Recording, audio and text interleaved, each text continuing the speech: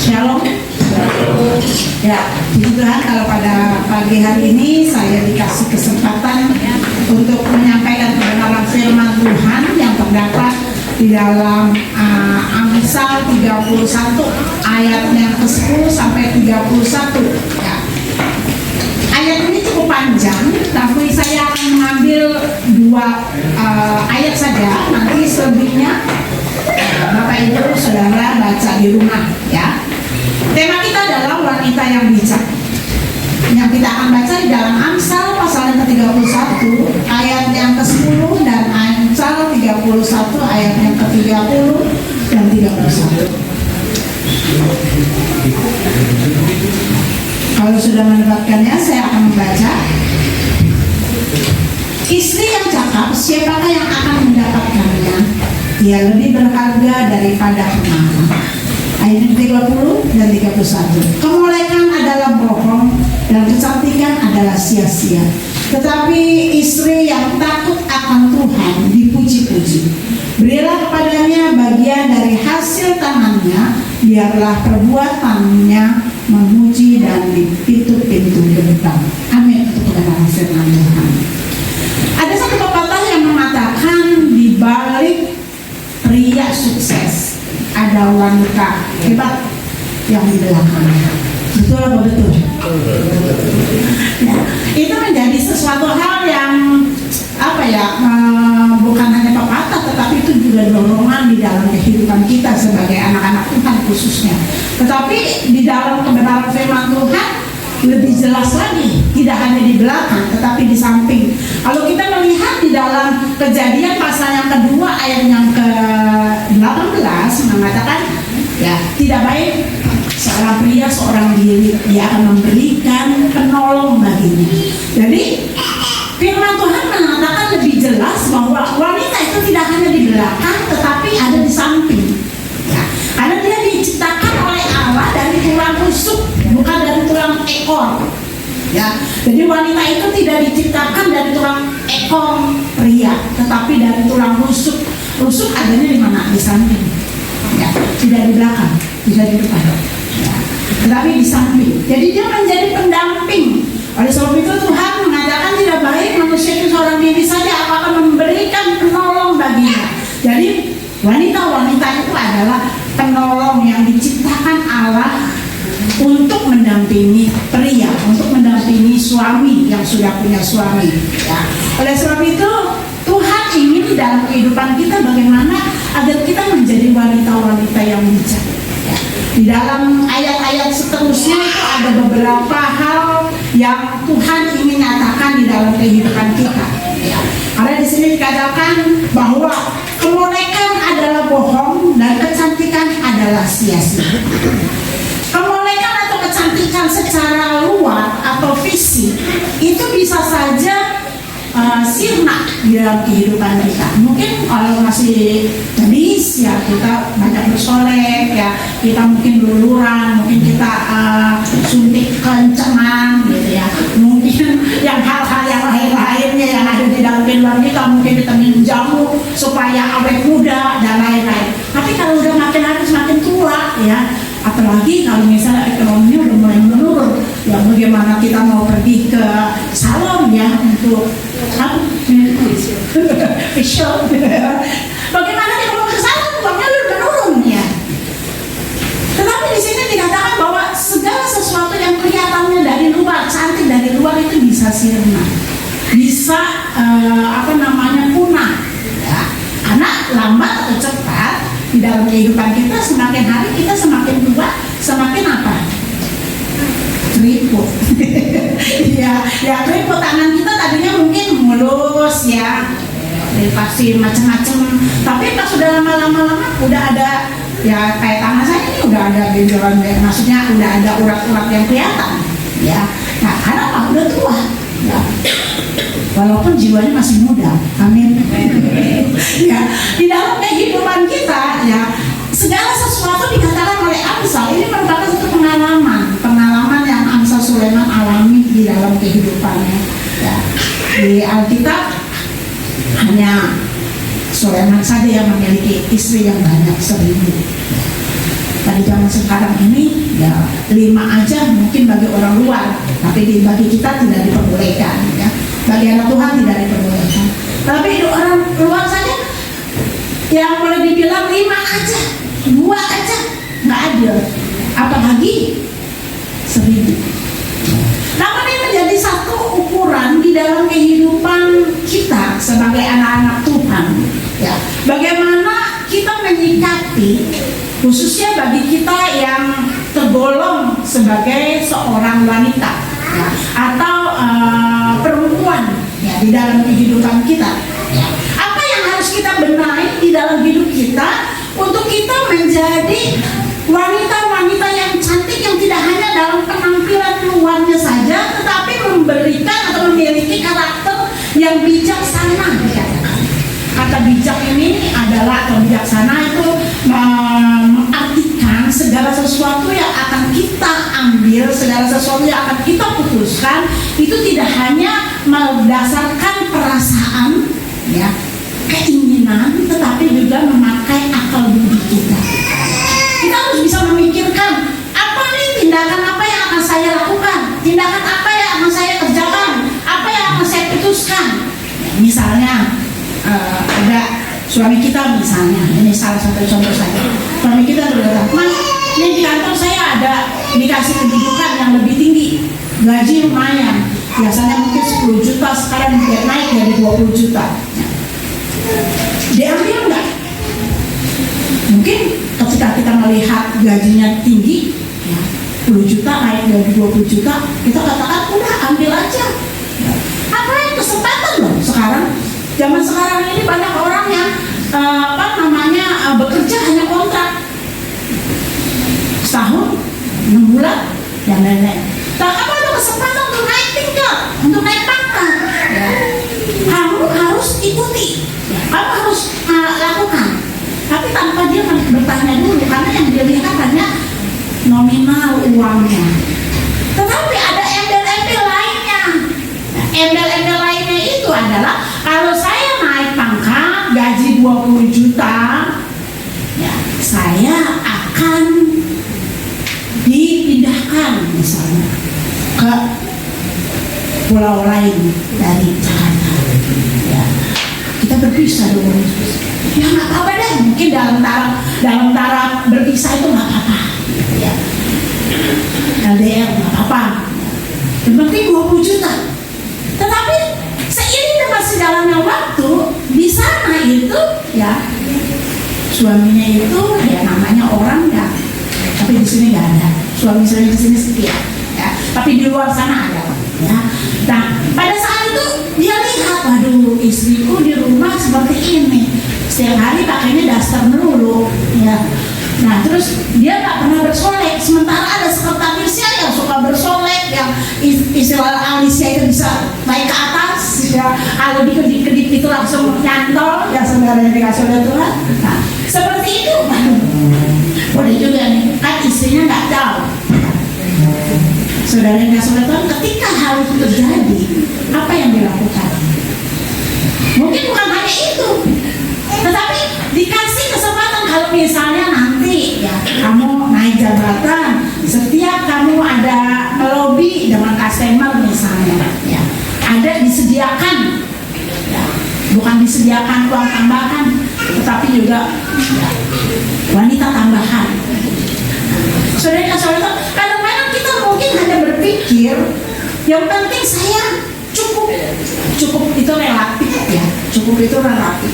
Ada orang yang 5 juta itu cukup, tapi ada orang yang 5 juta nggak cukup. Karena apa? Karena mungkin segala sesuatu fasilitas yang dia akan lakukan itu lebih dari itu. Tapi mungkin kalau dia mungkin bisa mencukupkan dari apa yang 5 juta itu, saudara, mungkin itu bisa mencukupi dia. Jadi cukup itu relatif. Ada orang yang mungkin banyak hartanya, ya berlimpah-limpah hartanya, selalu bilang nggak cukup untuk ini, nggak cukup ini. Ya bagaimana cukup? Shoppingnya aja ke luar negeri, makannya aja yang setiap hari bento mungkin ya, atau hal-hal yang lain, mungkin hal-hal yang lebih daripada bento atau pizza dan lain-lain. Yang setiap makan ya habis 1 juta. Walaupun berapa banyak harta yang kita alami atau kita terima, kalau di dalam kehidupan kita rasa cukup itu tidak akan pernah ada kalau kita tidak mengimbangi dengan apa yang Tuhan ingini dalam hidup kita. Oleh sebab itu firman Tuhan mengajar dalam kehidupan saya, dalam kehidupan kita semuanya, agar kita menjadi wanita-wanita yang bijak. Wanita-wanita yang bijak yang bagaimana? Yang pertama tadi dikatakan di dalam ayat yang kedua 30 berbunyi, tetapi istri yang takut akan Tuhan. Di sini dikatakan wanita yang bijak adalah wanita yang takut akan Tuhan. Karena di atas di dalam ayat 10 tadi dikatakan istri yang cakap, siapakah yang mendapatkannya? Ia lebih berharga daripada permata. Kita dalam bayangkan ya, orang yang punya emas saja ya akan bangga, apalagi yang namanya permata, berlian. Sesuatu hal yang boleh dikatakan yang bisa untuk matching, emas saja bisa matching, apalagi permata, berlian yang ada di dalamnya. Dia lebih berharga, nilainya itu yang boleh dikatakan mahal. Seorang istri yang bijaksana dikatakan dia akan memiliki nilai yang mahal kalau dia menjadi wanita yang takut akan Tuhan. Takut akan Tuhan di sini menunjukkan di bagaimana di dalam kehidupan kita ini memiliki sesuatu standar yang tidak hanya fisik saja, tetapi hati kita, hati yang senantiasa diperbarui oleh Tuhan di dalam hidup kita. Oleh sebab itu di dalam kehidupan kita, pengetahuan akan apa yang Tuhan ingini dalam hidup kita itu melalui kebenaran firman Tuhan itu harus nyantol di dalam hati kita. Ibarat gantungan itu, kalau kita punya gantungan di rumah ya, kita tidak bisa menaruh baju kita di gantungan itu kalau baju itu masih ada di tempat tidur. Tetapi ketika baju itu kita taruh di gantungan dan itu tergantung, maka kita akan mengatakan bahwa gantungan baju kita sudah tergantung. Begitu pula di dalam kehidupan kita. Seorang istri atau seorang wanita yang bijaksana, dia akan menaruh harapnya sepenuhnya kepada Tuhan. Karena apa? Karena kekuatan kita hanya di dalam Tuhan. Kalau kita melihat keadaan-keadaan pada masa-masa sekarang ini, tidak hanya ya istilahnya keluarga-keluarga baru, tapi keluarga-keluarga yang sudah lama, yang sudah puluhan tahun digoncang dengan yang berbagai namanya perceraian. Perceraian itu dilakukan atau perceraian itu terjadi bukan oleh karena segala sesuatu iman mereka, tetapi oleh karena keadaan dunia, keadaan ekonomi, keadaan yang mereka alami di dalam kehidupannya, sehingga mereka tidak kuat untuk dapat menanggung segala sesuatu yang terjadi dalam kehidupannya, yang mungkin tadinya suaminya bagus pekerjaannya ya, sekarang mungkin dia memiliki satu pekerjaan yang menurun, bahkan mungkin dia di PHK. Dalam situasi-situasi seperti itu yang menggoncangkan di dalam iman anak-anak Tuhan, rumah tangga Kristen pada saat ini ya, kalau orang rumah tangga luar sih ya kita nggak usah bilang ya, tapi rumah tangga Kristen pada masa sekarang ini yang tadinya kita lihat mulus-mulus saja, yang pacarannya mungkin udah lama ya, terus menikah baru 12 tahun sudah putus hubungan dengan alasan apa? Habis saya nggak puas sih dengan mengalami hal-hal seperti ini, saya nggak anu sih begini. Tapi saya nggak ini sih karena karakternya. Kalau saya pikir dulu waktu pacaran ya bagus, nggak tahu karakternya, waduh luar biasa kerasnya bukan main. Auzubillah kata orang sana saudara ya, kalau tahu begini dulu saya nggak terima. Oleh sebab itu bagi yang masih muda-muda ya, yang muda-muda di bawah ya. Ini yang tua-tua semua nih yang udah di bawah ya.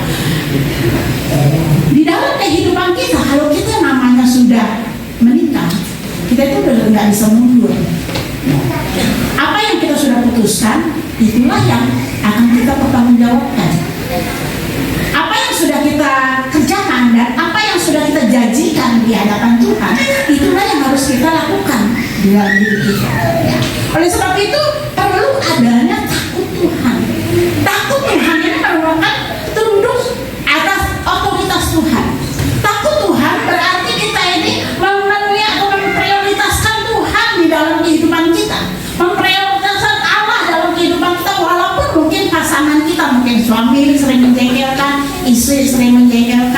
ya di dalam kehidupan kita, dalam penyesuaian, ya karena dalam namanya pernikahan itu terus sampai akhir hidup kita, penyesuaian terus. Ya.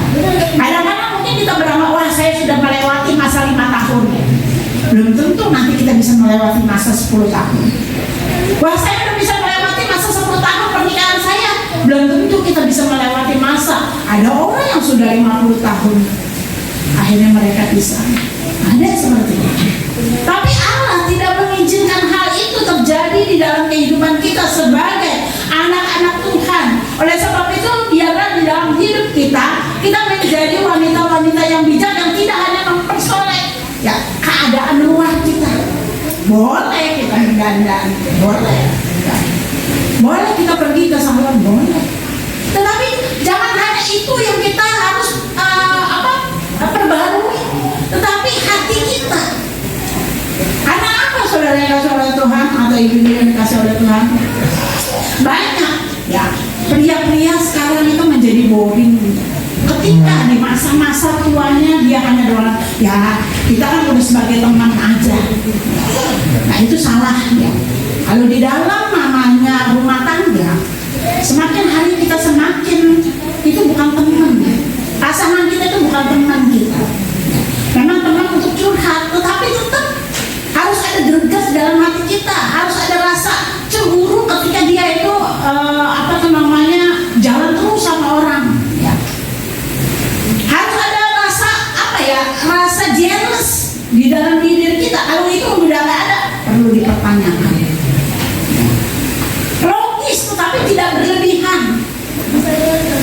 Segala sesuatu yang kita kerjakan itu logis, tetapi tidak berlebihan. Jangan cemburu buta, juga nggak bagus. Ya. Nah, di dalam hidup kita, untuk kita memantapkan agar kita tetap setia sampai akhir hidup kita adalah kita katakan Tuhan. Karena itu fondasi yang sangat kuat di dalam hidup kita. Yang kedua adalah kuat dan bermartabat. Di dalam ayat yang ke-25 di situ dikatakan pakaiannya adalah kekuatan dan kemuliaan. Ia tertawa tentang hari depan. Yang kedua, dia menjadi wanita yang bijak adalah wanita yang kuat dan bermartabat. Kuat artinya tahan uji, tidak mudah mengeluh, tidak mudah menyerah, tidak mudah menyalahkan satu dengan yang lain. Ya ini habis gara-gara bapaknya sih seperti ini gara-gara ibunya sih seperti ini. Ya. Sehingga keadaan seperti ini, masalah seperti ini, anak-anak seperti ini, segala sesuatu seperti ini. Di dalam namanya kita sebagai wanita yang bijaksana, kita harus menjadi orang yang kuat. Kuat tidak saling menyalahkan, tetapi kuat artinya tahan uji, tidak mudah untuk mengeluh, tidak mudah untuk menyalahkan, menyerah dengan keadaan yang terjadi di dalam kehidupan kita. Ya, khususnya di dalam masalah-masalah yang terjadi di dalam hidup kita. Yang bermartabat artinya memiliki satu nilai harga diri, sopan dan lain-lain. Jadi walaupun kita sudah berlama-lama dalam kita berumah tangga, kita harus saling menghormati satu dengan lain. Ya. Kalau ada pembicara kadang-kadang berkata, ya kalau masih pacaran mah ada sedikit, aduh apa yang sakitnya, apa yang luka ya itu semuanya baru pacarannya bayang, udah pak, udah beb, macam-macam. Tapi kalau udah menikah, apa yang sakit? Dia habis mata kamu sih, menyokin mana-mana. Ya saudara, apa ucapan-ucapan yang melemahkan, ucapan-ucapan yang mematahkan, itu yang sering terjadi di dalam kehidupan rumah tangga yang membuat rumah tangga itu menjadi suam, membuat rumah tangga itu menjadi goyah.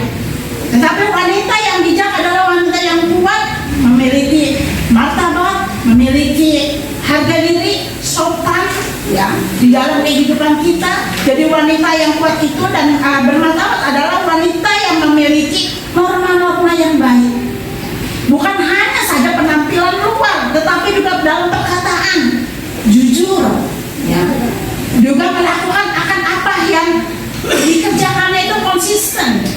Tidak hanya pada waktu ya suami kita memberikan sesuatu hal yang lebih, kita akan mengucapkan terima kasih. Tapi ketika kita ditegur, kita marah, balik serang. Dia serang, saya serang. Ya. Dia pukul, saya pukul. Itu bukan wanita yang kuat dan berani. Ya. Berani dalam memperjuangkan kebaikan.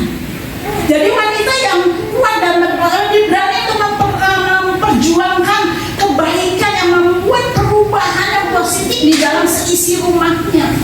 Jadi tidak hanya untuk dirinya sendiri, tetapi dia juga bisa membantu apa yang menjadi kekurangan dari suaminya, apa yang menjadi kekurangan bagi anak-anaknya, membantu memberikan satu pengaruh yang positif, memberikan satu perubahan yang positif kepada orang-orang yang ada di sekelilingnya, khususnya bagi suami dan anak-anak. Yang ketiga adalah wanita yang bijaksana, penuh hikmat dan kasih sayang. Di dalam ayat yang ke-26 di situ dikatakan, ia membuka mulutnya dengan hikmat, pengajaran yang lemah lembut ada di lidahnya. Wanita yang bijak ini yang penuh hikmat, dia tidak menggunakan kata-kata yang kata-kata yang melemahkan orang. Ya. Memang dasar kamu memang begitu, orang saya udah lihat. Ya, mungkin kalau kita udah pernikahan udah lama, kan kita udah tahu latar belakang keluarganya bagaimana. Kalau baru-baru kan mungkin kita belum berani untuk mengatakan. Ya. Mungkin kita memang seperti itu. Orang saya lihat aja pamanmu seperti ini, ya, mamamu seperti ini, papamu seperti ini. Ya, jadi bawa-bawa yang lain. Yang terjadi di dalam kehidupan di dalam keluarga itu, ya, menggunakan kata-kata yang kasar, yang tidak mendukung. Ya. Ketika segala sesuatu itu terjadi di dalam kehidupannya, dia melemahkan. Ya. Mungkin pada satu saat mungkin suaminya mengatakan, aduh ma, tadi saya di meeting saya nggak enak banget, saya tadi mengalami hal seperti ini. Iya, memang bapak itu goblok sih, mungkin seperti itu. Itu kasar sekali seperti itu. Tentunya kita sebagai wanita yang bijak, kita harus bisa, ada apa sih sebetulnya? Kenapa sih papa kok tadi dalam meeting nggak bisa konsentrasi? Ada apa? Ada masalah apa? Mungkin kita bisa selesaikan, mungkin kita bisa memberikan satu support yang baik bagi suaminya. Ya. Tidak suka menghakimi. Ya habis sih kamu sih, gara-gara kamu sih begini. Kamu tidur malam, jadi kamu tadi terlambat, begini, jadi kamu nggak konsentrasi dan lain-lain. Wanita yang bijaksana, yang penuh hikmat, dia dapat dipercaya oleh suaminya. Di dalam ayat yang ke-11 dikatakan, hati suaminya percaya kepadanya, suaminya tidak akan kekurangan keuntungan. Wanita yang bijak, dia akan menjadi wanita yang dipercaya oleh suaminya, memiliki kejujuran, yang tidak suka bocor. Ya. Hati-hati pada masa-masa sekarang ini, ya, yang seperti tadi saya katakan, kenapa timbul terjadinya satu perselingkuhan di dalam rumah tangga.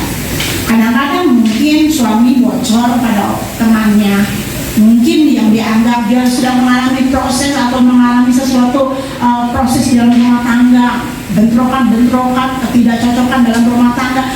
Pada saat itu dia merasa suntuk, istri nggak bisa diajak kerjasama untuk dia curhat, istri selalu menghakimi di dalam kehidupannya. Ya. Akhirnya dia curhat dengan teman lain jenis. Ya.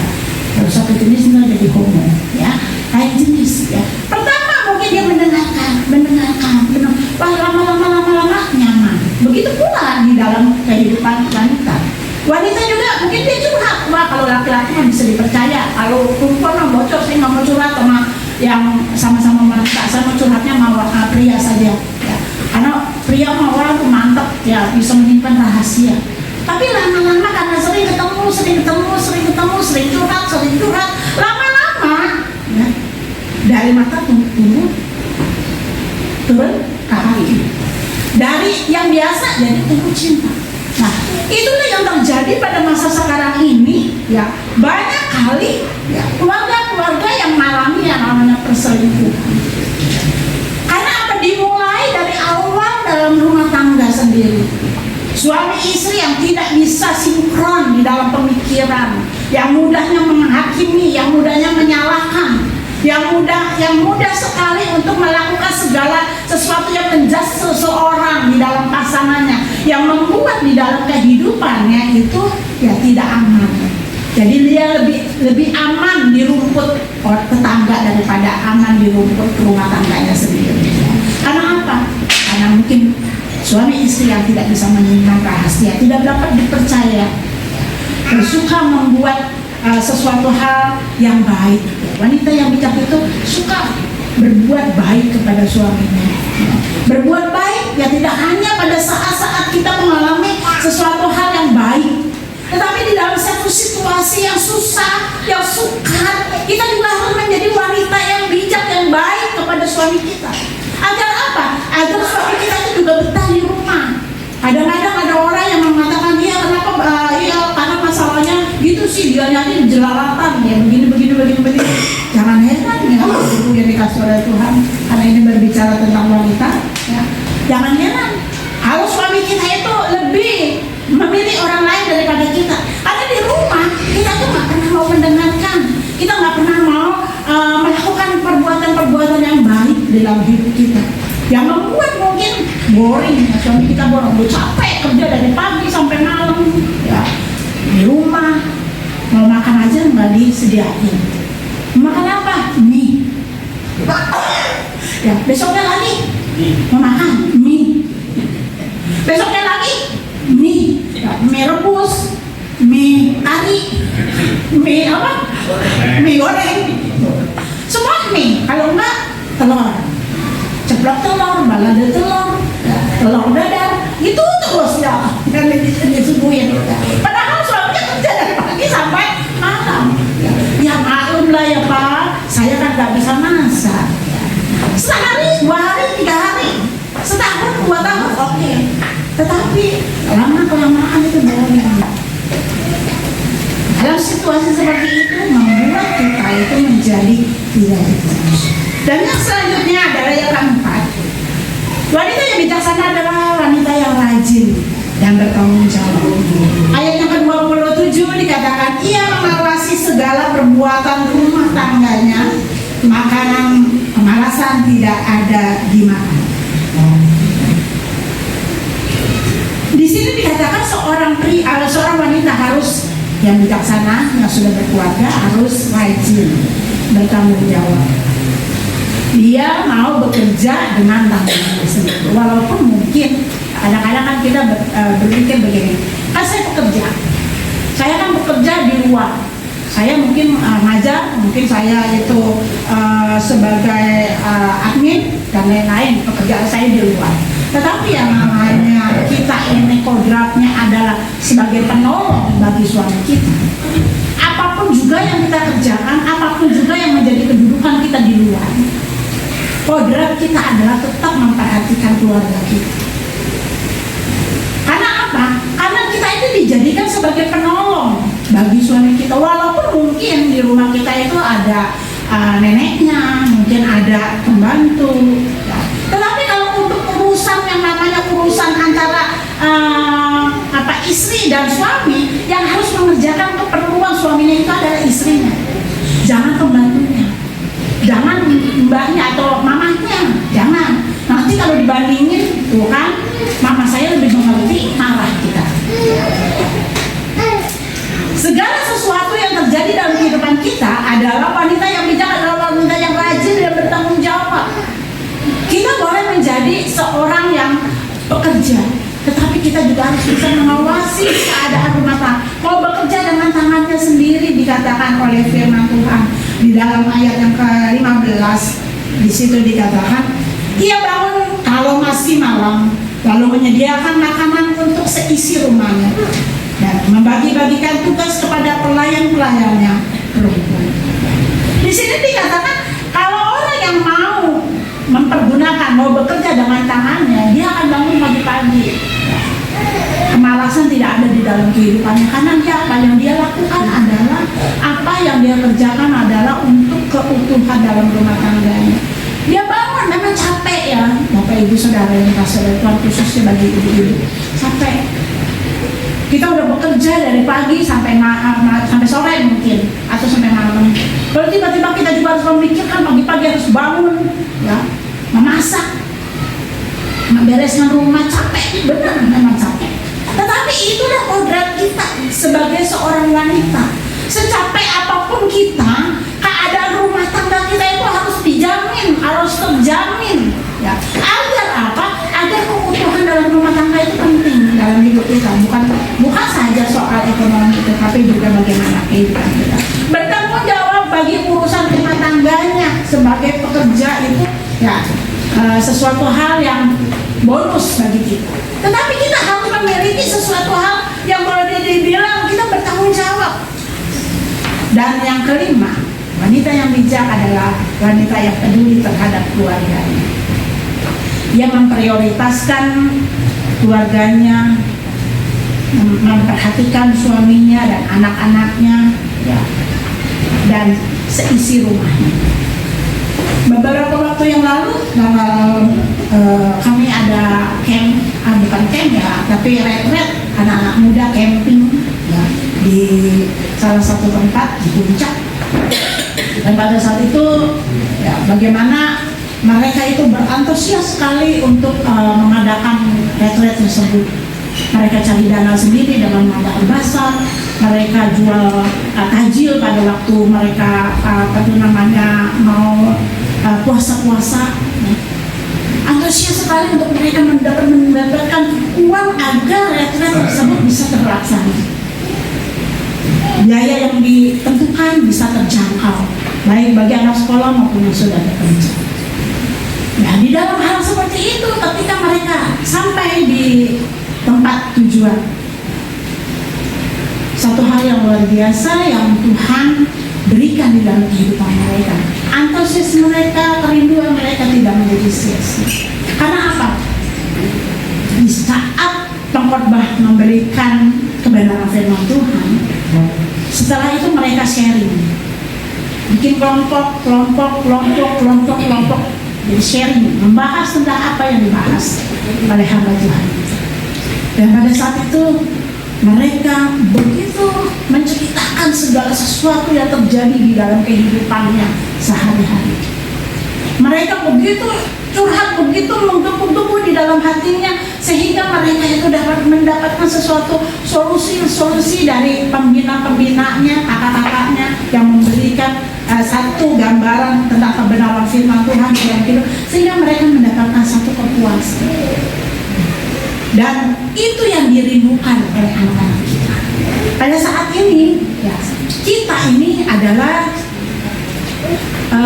gembala anak-anak kita. Jangan sampai mereka itu tidak betah di rumah gara-gara kita tidak menjadi pendengar yang baik bagi anak-anak kita. Jangan sampai dia lebih betah di luar daripada di dalam rumah kita. Tuhan ingin di dalam hidup kita supaya kita menjadi wanita yang peduli terhadap keluarganya, yang tidak hanya memberikan fasilitas kepada anak-anak kita, tetapi juga mendengarkan akan apa yang menjadi keluh kesah anak-anak kita, akan apa yang menjadi tantangan di dalam kehidupan anak-anak kita, akan apa yang menjadi keluh kesah di dalam kehidupan istri kita, suami kita. Kita menjadi pendengar yang mau berempati, yang saling membutuhkan, yang tidak hanya membutuhkan di saat-saat kita mengalami satu kesenangan, tetapi kita juga membutuhkan di saat-saat mungkin kita mengalami sesuatu hal yang dilema di dalam kehidupan kita. Mendengarkan, menjadi orang yang mau mendengarkan, berempati, tidak hanya pada orang lain tetapi juga pada keluarga kita. Kalau kita melihat dengan keadaan-keadaan pada masa-masa sekarang ini, ya, kenapa banyak anak-anak muda yang terlibat dengan narkoba? Kenapa anak-anak muda banyak yang terlibat dengan geng gangster yang suka bawa geng motor dan lain-lain? Kenapa? Karena di rumahnya, di dalam kehidupan sehari-hari mereka tidak mendapatkan kepedulian dari orang tuanya. Yang penting saya sudah bekerja, yang penting saya bisa memenuhi kebutuhan dia, yang penting saya sudah mencukupi akan apa yang dia butuhkan. Kebutuhan anak-anak kita tidak hanya soal uang atau materi, tetapi juga hati hati yang rindu, hati yang disayangi, hati yang dipedulikan, hati yang dihargai ya, di dalam kehidupannya. Oleh sebab itu seorang wanita itu harus ya, dan bapak-bapak juga harus menjadi ya yang mau pedulikan dengan keadaan anak-anak kita. Dan yang terakhir, wanita yang bijak adalah wanita yang dermawan. Dalam ayat yang ke-20 di situ dikatakan, ia memberikan tangannya kepada yang tertindas, mengulurkan tangannya kepada yang miskin. Wanita yang bijak dia tidak hanya memperhatikan keadaan rumah tangganya, tetapi juga dia melihat keadaan orang-orang yang ada di sekitarnya. Mungkin di sekitar kita ada orang yang membutuhkan pertolongan di dalam kehidupan kita. Nah, itu kan bagiannya gereja. Nah, setiap setahun sekali ada basos, ya. Itu kan bagiannya gereja. Kita juga berhak sebagai anak-anak Tuhan. Kita kan gereja-gerejanya Tuhan. Kita adalah tubuh-tubuhnya Tuhan. Tempat Tuhan beracara di dalam hati kita, tempat Tuhan tinggal di dalam hati kita. Masa kan kalau Tuhan tinggal dalam hati kita, kita tidak tersentuh ketika kita lihat orang yang mungkin pada saat itu kelaparan. Mungkin saudara kita, jangankan mungkin orang saudara kita, saudara seiman, tetangga kita yang lagi kelaparan, nggak makan 2 hari mungkin. Masa kita sebagai anak Tuhan tidak tergiur sedikit pun atau tidak tersentuh sedikit pun untuk kita dapat memberi kepada mereka? Mungkin tidak memberikan beras 10 kilo, tapi mungkin hanya 1 liter kita berikan. Itu juga menjadi berkat bagi kita. Wanita yang bijak adalah wanita yang dermawan, yang mau berbagi pada orang lain yang ada di sekitar kita, yang suka berempati akan segala apa yang menjadi keluh kesah di dalam kehidupan orang-orang yang ada. Tidak hanya berempati, kita juga mendoakan, mau senantiasa memberikan satu solusi. Tidak hanya mendoakan, udah berdoa aja, tapi juga kita memberikan solusi sama dia, ya, sama orang itu atas masalah yang dia alami. Mungkin kita tidak, kadang-kadang kita mungkin orang yang dermawan itu yang senantiasa, yang image kita ini adalah uang. Bagaimana mungkin saya bisa memberikan uang sama orang-orang, saya sendiri juga kekurangan. Memberi dermawan, menjadi orang dermawan tidak hanya soal uang, tapi juga perhatian ketika dia sedang mengeluh, ketika dia sedang mengalami satu jalan buntu, ya kita memberikan solusi bagi dia, jalan keluar. Aduh, saya nggak bisa, saya nggak hanya bisa, ya udah berdoa aja, nggak bisa begitu, saudara. Tapi kita juga memberikan apa yang harus kita lakukan. Coba kamu melakukan ini. Kalau misalnya dia nggak bisa, misalnya kita bisa punya keterampilan apa? Kita bisa punya keterampilan bikin kue. Coba kita ajarin sama dia, kita bikin kue.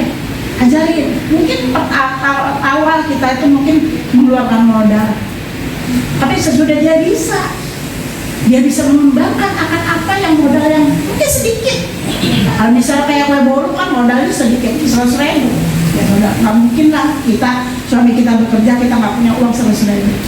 Pasti kita punya uang, tetapi ada rasa kepedulian dalam kehidupan kita. Itu bagaimana hidup kita ini jadi berkat bagi orang lain.